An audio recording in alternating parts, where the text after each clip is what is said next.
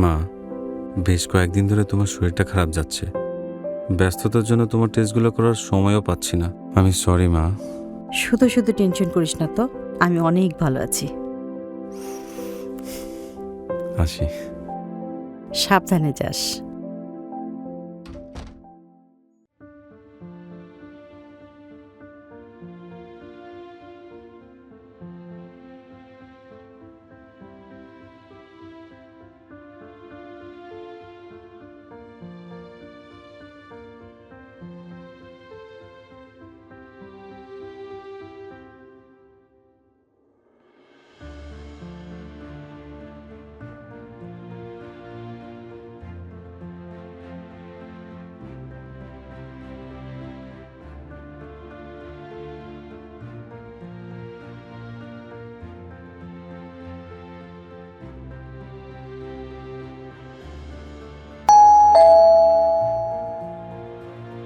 আসসালামু আলাইকুম মিসেস রেহানা।